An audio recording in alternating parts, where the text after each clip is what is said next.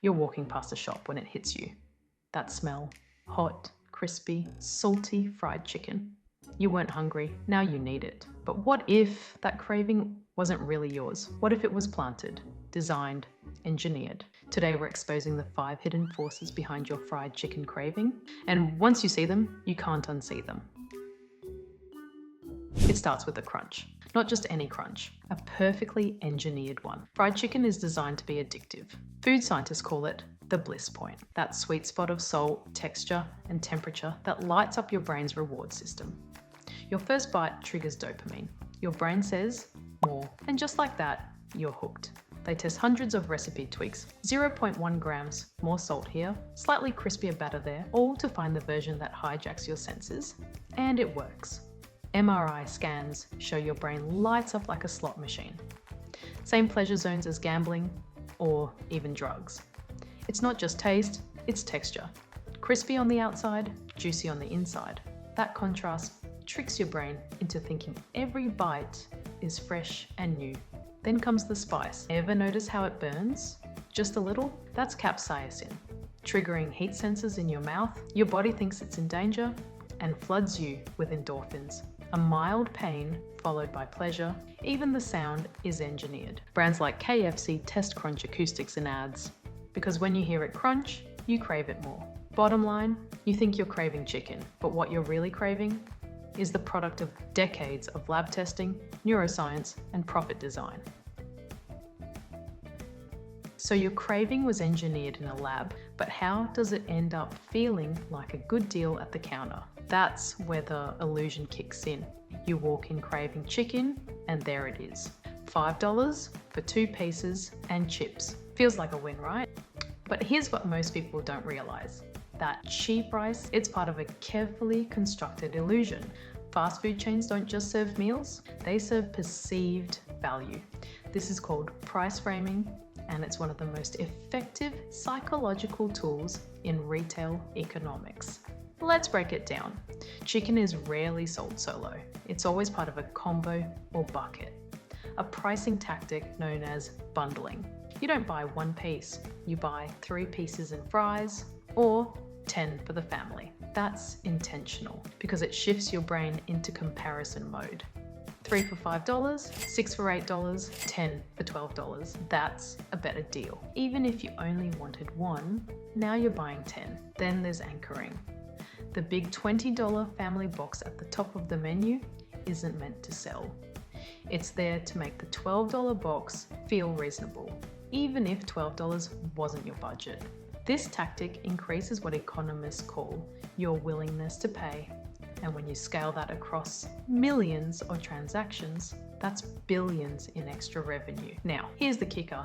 Chicken, especially thighs and drumsticks, is incredibly cheap to source. Wholesale prices for dark meat can be as low as $1.20 per kilogram in major markets like the US. So when you pay $8 for 5 pieces, you're not paying for chicken.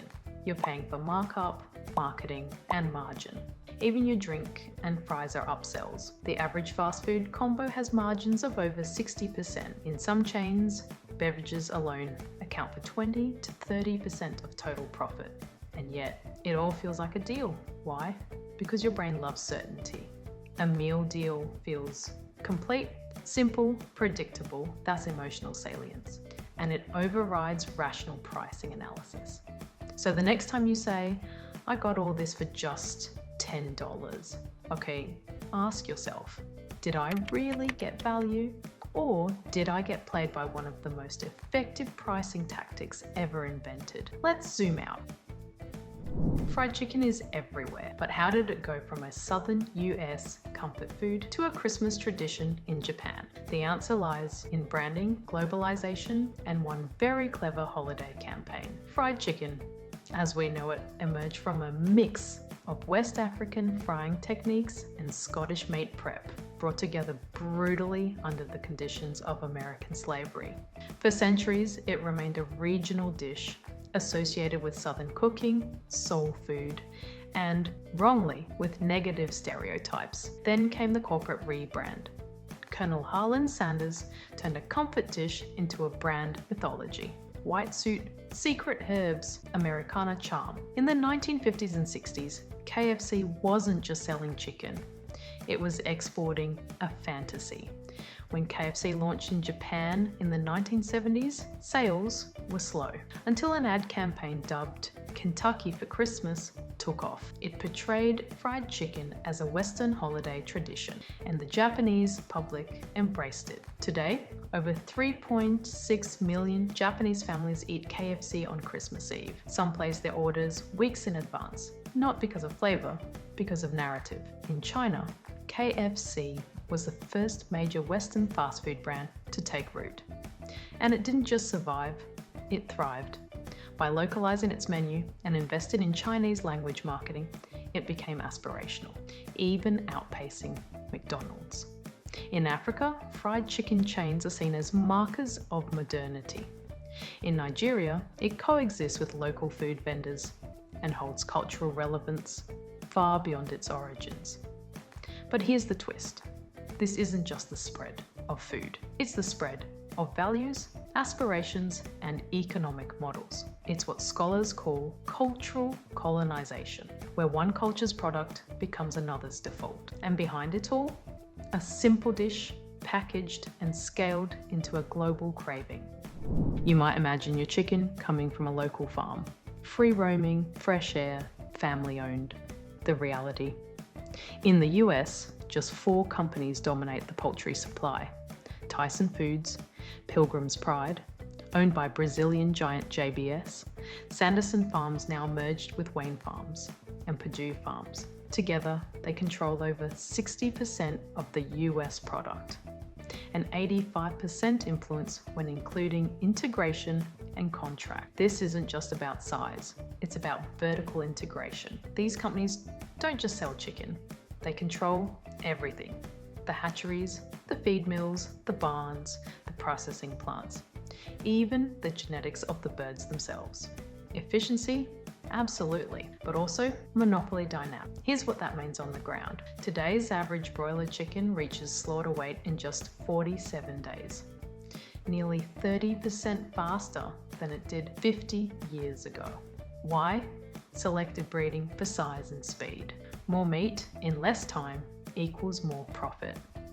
But faster growth also means weaker immune systems, more disease risk, and heavier reliance on antibiotics. In some countries, the poultry sector accounts for over 60% of all livestock antibiotic use. Then there's the contract grower system. Thousands of farmers raise chickens they don't own on land they don't fully control, with equipment they're forced to buy to meet corporate specs. Many end up in debt, locked into one-sided deals where the company sets the rules and the grower absorbs the risk. All of this for that $5 combo box. What looks simple on the surface is actually the output of one of the most engineered, consolidated, and opaque food systems in the world. You're not just eating chicken, you're participating in a massive industrial machine, optimized not for your nutrition, but for scale, speed, and shareholder value. Late night. You're scrolling, and there it is. A juicy, slow-mo chicken pool, crunch, steam, drip. You weren't hungry. Now you are. That's not chance. That's algorithmic targeting. Fried chicken performs incredibly well online. It's high contrast, textured, visceral. It triggers cravings through a screen. Once you interact with it, your feed adjusts, your delivery apps push chicken first. TikTok shows you more. DoorDash pings you with a deal. Platforms use AI to deliver food content when you're most likely to give in. Late, tired, scrolling aimlessly. Just one click away. It's not just marketing. It's behavioral manipulation delivered in real time. You're not choosing it. It's choosing you. Here's the part no one talks about. You think fried chicken is bad for you because it's unhealthy, greasy, calorie dense. But that's not the real danger. The real danger is this. It was never made for you. Not really. It was made for your biology, not your well-being. For your cravings, not your control. You're not the customer. You're the product, a data point in an algorithm, a dopamine spike in someone else's revenue model. Every bite you take is the output of a system designed to exploit your hunger, maximize your spend, and keep you coming back before you even realize you're hooked. That's what no one tells you. The modern economy doesn't just sell food, it sells predictable behavior. And if something as simple as fried chicken can be this engineered, what else is? So, that fried chicken craving? It wasn't just a craving.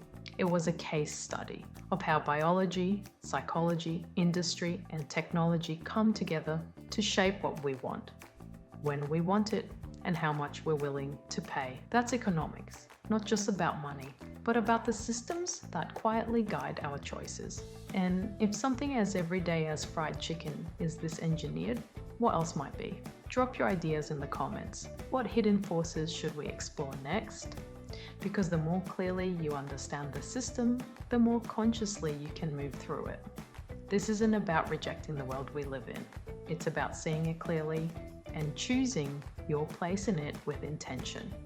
That's what we do here. Decode the invisible so you can navigate it on your terms. So, if you're curious, tap that next video and subscribe.